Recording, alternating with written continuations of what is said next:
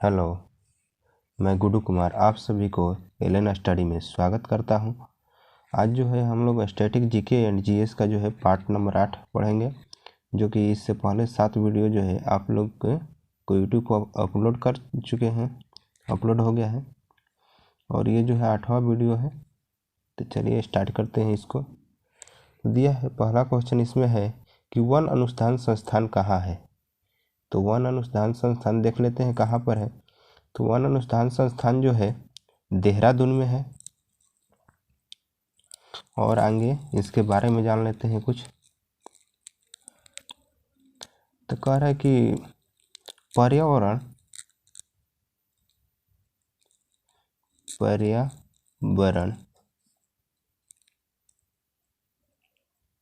शिक्षा केंद्र कहाँ पर है। तो ये जो है अहमदाबाद में है, अहमदाबाद में है। भारतीय वन प्रबंधन संस्थान जो है कहाँ पर है। तो भारतीय वन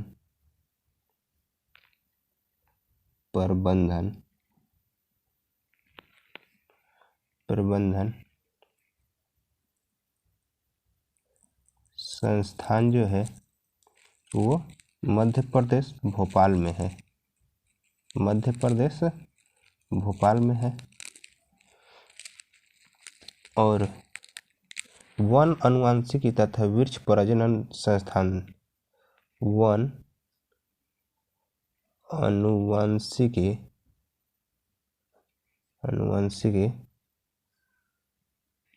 तथा वृक्ष प्रजनन संस्थान कहाँ पर है। तो कोयम्बटूर में है, कोयम्बटूर में है, कोयम्बटूर में है। आगे देखते हैं। तो वन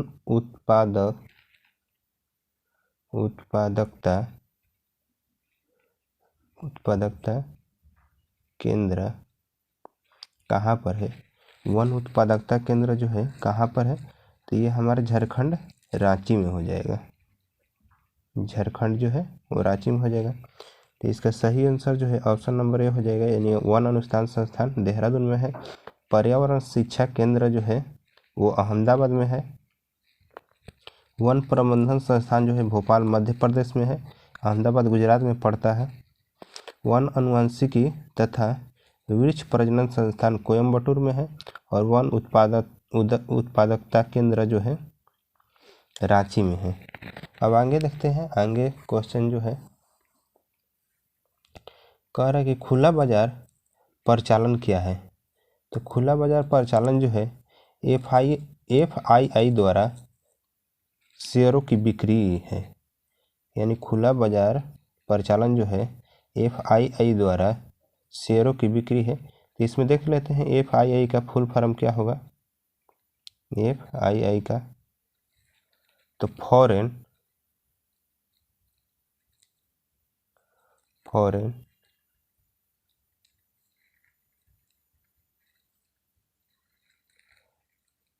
इंस्टीट्यूशनल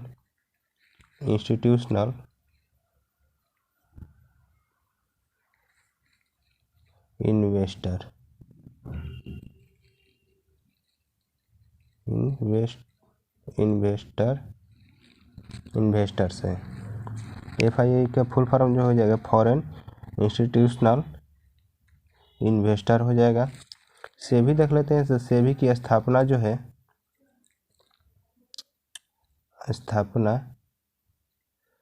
1988 में हुआ था।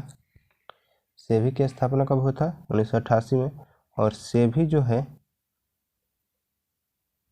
सेबी एक्ट जो है वो आया था 12 अप्रैल 1992 में। सेबी एक्ट कब आया था? 12 अप्रैल 1992 में। इसमें आगे देख लेते हैं कि भारत का जो है सबसे पुराना भारत का सबसे पुराना शेयर बाजार जो है, सबसे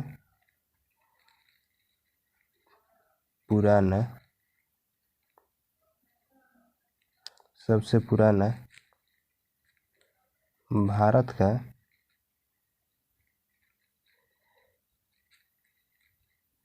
शेयर बाजार जो है वो बॉम्बे है, बॉम्बे शेयर बाजार है, जिसकी स्थापना जो है 1875 में हुआ था। और विश्व में यही देखते हैं, विश्व में जो है, विश्व में सबसे बड़ा शेयर बाजार किसका है? विश्व में सबसे बड़ा, तो ये जो है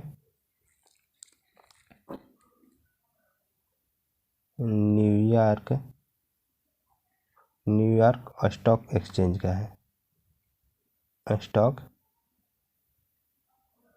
एक्सचेंज का है। चलिए आगे चलते हैं। करे कौन से शासकों ने एलोरा मंदिर का निर्माण करवाया था? तो ये राष्ट्रकूट शासकों ने जो है एलोरा मंदिर का निर्माण कराया था। उसमें भी राष्ट्रकूट शासक में जो है कृष्ण जो थे, कृष्ण प्रथम जो थे, वो एलोरा के कैलाश मंदिर का निर्माण कराए थे।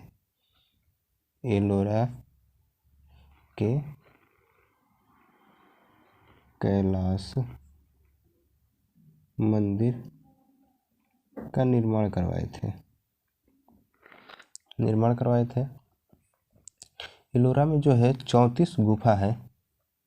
एलोरा में 34 गुफा है, जो कि बौद्ध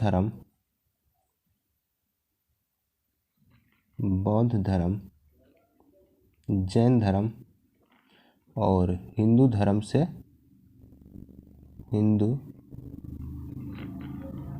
से संबंधित है। हिंदू धर्म से संबंधित है। आगे चलते हैं इसमें कि सांची का जो है, सांची के कैलाश मंदिर का निर्माण, सांची के कैलाश मंदिर का निर्माण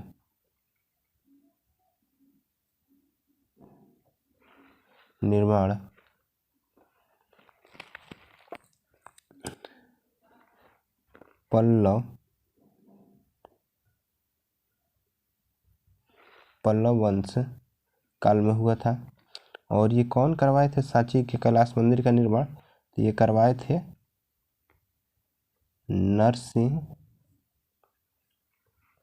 नरसिंह वर्मन द्वितीय ने। यानी सांची के कैलाश मंदिर का निर्माण जो है वो नरसिंह वर्मन द्वितीय ने करवाए थे। आगे चलते हैं। निम्नलिखित में से वह व्यक्ति कौन है जिसका नाम जो है देवनाम प्रियदर्शी था? इसका जो है आंसर जो है आप ऑप्शन के हिसाब से दे सकते हैं कि इनमें से कौन जो है देवनाम प्रियदर्शी के नाम से जाना जाता है।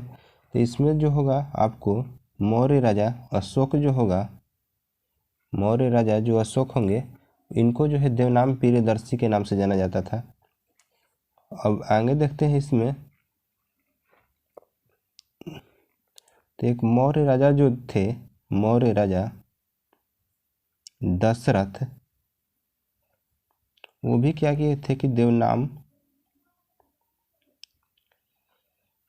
प्रियदर्शी से उपाधि धारण किए थे। यानी जो दशरथ थे, मौर्य राजा ही थे, वो भी दशरथ देवनाम प्रियदर्शी से जो है उपाधि धारण किए थे। और एक श्रीलंका के जो है शासक थे, श्रीलंका के शासक, वो भी जो है देवनाम प्रियदर्शी का जो है उपाधि धारण किए थे,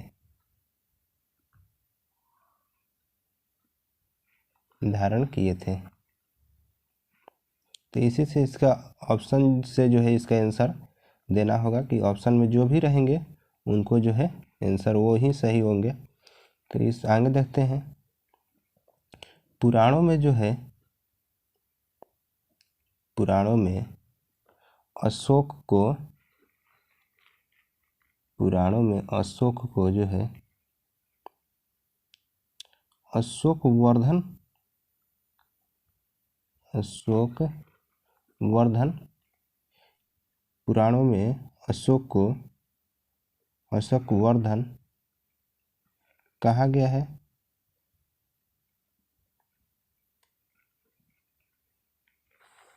आगे देखते हैं, निम्नलिखित में से कौन सी श्रेणी जो भारत में सबसे पुरानी है? तो भारत में जो सबसे पुरानी पर्वत श्रेणी है वो अरावली पर्वत श्रेणी है। ये भारत नहीं, विश्व की जो है सबसे पुरानी पर्वत श्रेणी है अरावली पर्वत श्रेणी। आगे देखते हैं इसके बारे में, अरावली पर्वत श्रेणी जो है यह विश्व की सबसे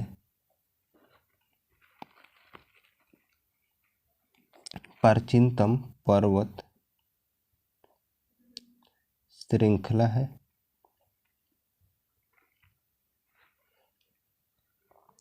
शिवालिक श्रेणी जो कि हिमालय का भाग है, शिवालिक श्रेणी भारत की नवीन पर्वत श्रेणी है। एडिज पर्वत जो है,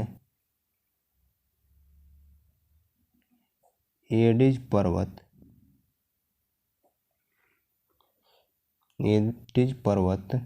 श्रेणी ये विश्व की जो है, एडिज पर्वत श्रेणी जो है विश्व की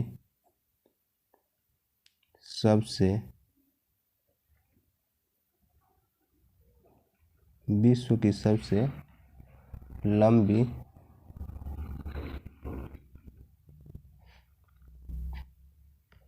पर्वत श्रेणी है। यानी एडिज पर्वत जो है ये विश्व की सबसे लंबी पर्वत श्रेणी है। अब आगे की ओर देखते हैं,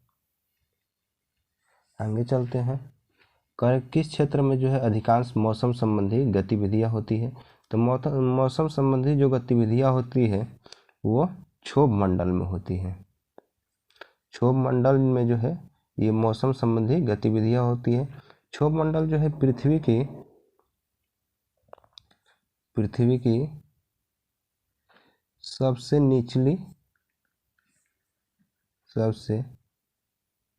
निचली मंडल या परत है, लेयर है। आगे देखते हैं आयन मंडल में जो है रेडियो और टीवी यानी संचार साधन जो है वो आयन मंडल से होता है। संचार की व्यवस्था का जो है वो आयन मंडल से होता है। आगे देखते हैं इसमें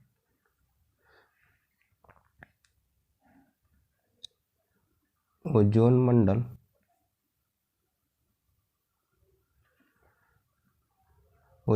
जो है तीसरी मंडल है जो कि हानिकारक पराबैंगनी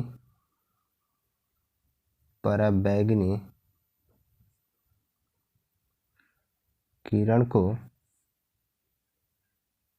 अवशोषण करती है। समताप मंडल के बारे में देख लेते हैं। समताप मंडल को जो है इसको शांत मंडल या आदर्श मंडल भी कहते हैं, आदर्श मंडल भी कहते हैं। वायुयान जो उड़ते हैं वो समताप मंडल में ही उड़ते हैं। समताप मंडल में जो है वायुयान को जो है उड़ाया जाता है। आगे चलते हैं।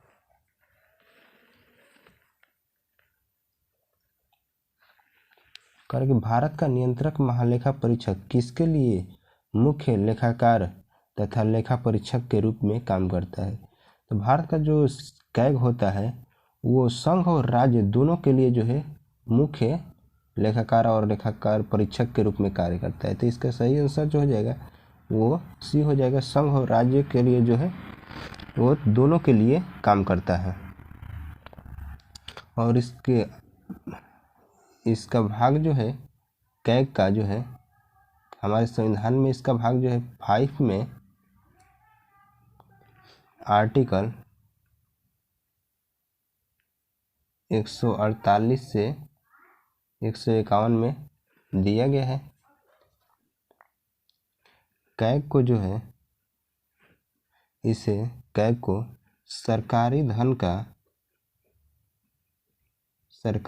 का रखवाला भी कहते हैं। और ये क्या करती है, ये घोटालों को जो है कैग जिससे सरकारी धन का रखवाला कहते हैं। और ये क्या करते हैं कि घोटालों का जांच करती है। घोटालों की यानी कितना पैसा लगा है या नहीं लगा है उसकी जांच जो है कैग करते हैं। घोटालों की जांच करती है। कैग जो है कैग के जो रिपोर्ट होते हैं वो अपना राष्ट्रपति को देता है।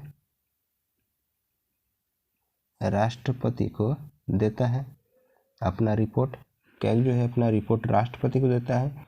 और राष्ट्रपति जो है वो लोक लेखा समिति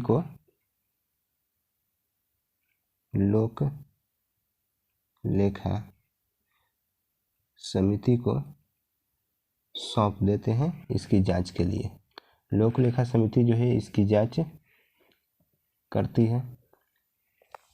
आगे देखते हैं। खैबर दर्रा से कौन कौन से देश जुड़े हैं? तो खैबर दर्रा से जो है अफगानिस्तान और पाकिस्तान को ये जोड़ता है खैबर दर्रा। तो इसका हो जाएगा सही आंसर जो है आपके ये। आगे देख लेते हैं कि नाथुला दर्रा से कौन सा देश जुड़ता है? तो नाथुला दर्रा से जो है सिक्किम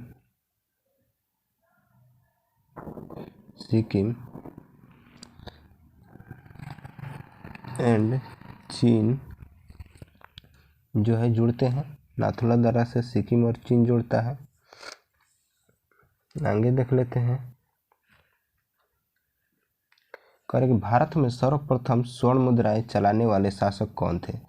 तो भारत में सर्वप्रथम कहे तो इसका जो है सर्वप्रथम सिक्का भारतीय यूनानियों ने चलाया था। यदि भारत में सर्वप्रथम स्वर्ण मुद्राएं कहें तो ये भारतीय यूनानियों ने चलाया था। और कहे कि प्योर शुद्ध यानी प्योर सोना के सिक्का जो है स्वर्ण मुद्रा किसने चलाया था? तो प्योर जो है गोल्ड यानी सोने का सिक्का जो है वो कुषाणों ने चलाया था।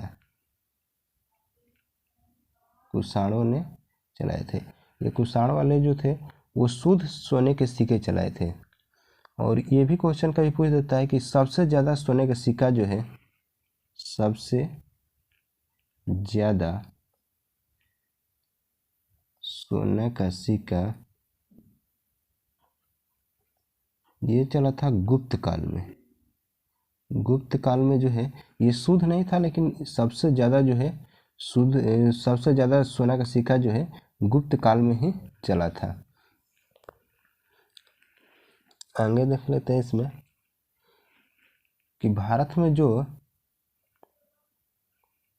में प्राचीन सिक्के को